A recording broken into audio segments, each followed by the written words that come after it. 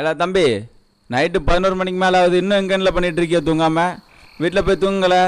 இது பேய் நடமாடுற நேரம். ஒழுங்காக உள்ளே போய் தூங்க, வெளியே பாருங்க. தூங்க வீட்டுக்கு போங்கவா? என்ன பெருசு விவரம் இல்லாமல் பேசுது? பெருசு கோயிலில் மெம்பர் வேற. இன்னைக்கு காலையில் கோயிலில் நம்ம ஐயர்வாள் பிரசங்கத்தில் என்ன சொன்னார்? இயேசு எப்போனாலும் வருவார், தூங்காமல் முழிச்சிருங்க, தூங்குனா நரகத்துக்கு போயிருவேன்னு சொன்னாரா சொல்லலையா? அதனால தான் நான் 11 இருந்து 1 மணி வரை முழிச்சிருப்பேன். அப்புறம் நான் கிடக்கான என் மாப்பிள்ளை, அவன் 1 இருந்து 3 மணி வரைக்கும், அப்புறம் அவன் 3 இருந்து 5 வரைக்கும் முழிச்சிருப்பான். ஷிஃப்ட் போட்டு பார்க்கம்யா. 5 மணி ஆன உடனே நம்ம கோயில் குட்டி ரெக்கார்டை போட்டு ஊரையே எழுப்பி விட்டுருவான். அடா முட்டா பயலோலா, விழிச்சிருங்கிறது இது இல்லடா, இதை இப்போ பாப்ப.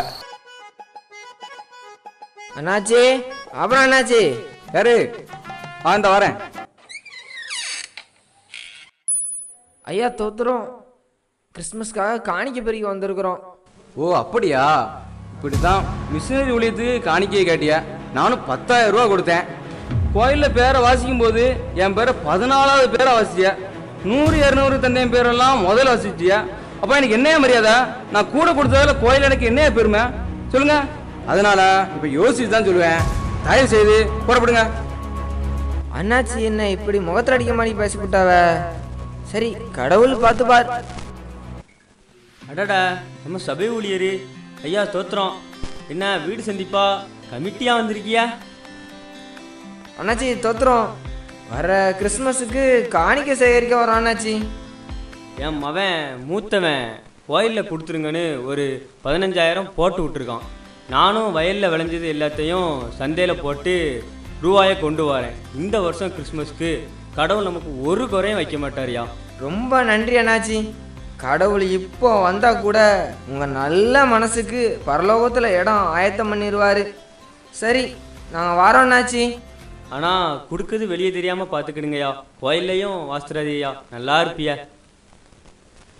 இல்லை மச்சி, உனக்கு வேலை கிடச்சி வெளியூரில் செட்டில் ஆகிட்டேன்னு சொன்னாங்க. நீ என்னென்னா பழைய வெடியும் கோயிலேருந்து விளக்கமத்தி பிடிச்சி பெருக்கிட்டடக்கா. கோயிலை பெருக்கிறது என்ன கேவலமா மாப்பிள்ள? கேவலம் தான். நான் என்னைக்கா கோயிலுக்கு வந்து பார்த்துருக்கியா? எனக்கு என்ன குறை? நான் நல்லா இல்லை மாப்பிள்ள, நான் கோயிலில் வேலை பார்த்தது, கோயிலுக்கு ஒழுங்காக வந்தது தான் என் நல்ல நிலைமைக்கு காரணம். கோயிலில் வேலை பார்க்கறத கேவலம்னு நினைக்காத மாப்பிள்ள. ஏலே மாப்பிள்ள, இந்த பண்டிகைக்கு செம்மையாக என்ஜாய் பண்ணுறோம். என் ஐயா கிட்ட நான் ஒரு அமௌண்ட் அடிச்சிருவேன்.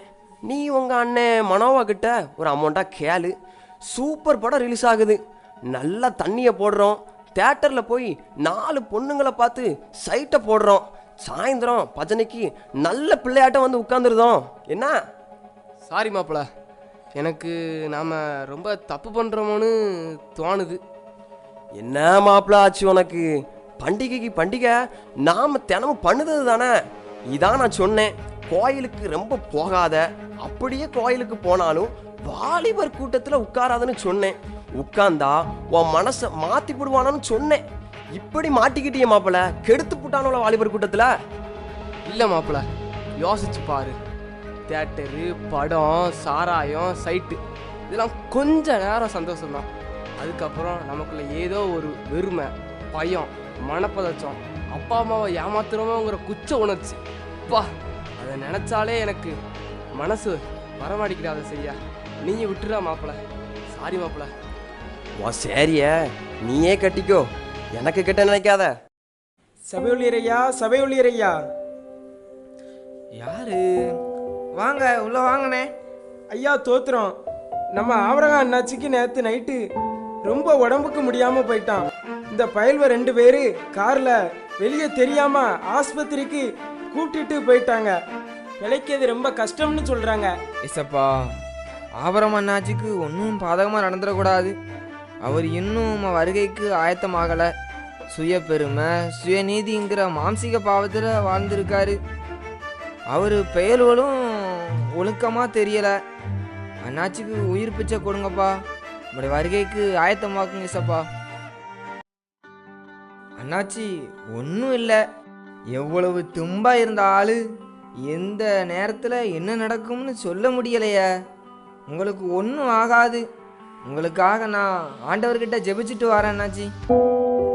சபையா, அந்த ஏசப்பா தான் என்னை சாக விடாமல் காப்பாற்றிருக்கார். நான் உங்களை எவ்வளோ கஷ்டப்படுத்தி பேசியிருக்கேன்.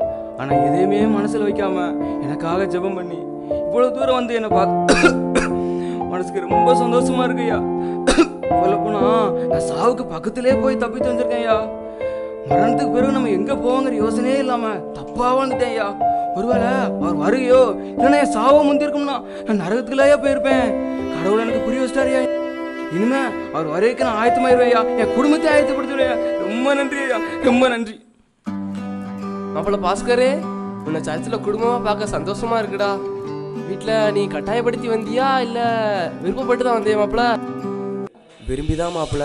உன் குடும்பம் எப்படி இயேசுவின் வருகைக்கு ஆயத்தமானதோ அதே போல நாங்களும் குடும்பமா இயேசுவின் வருகைக்கு ஆயத்தமாயிட்டோம். உன் தேவனை சந்திக்க ஆயத்தமா, உன் இயேசுவை சந்திக்க ஆயத்தமா.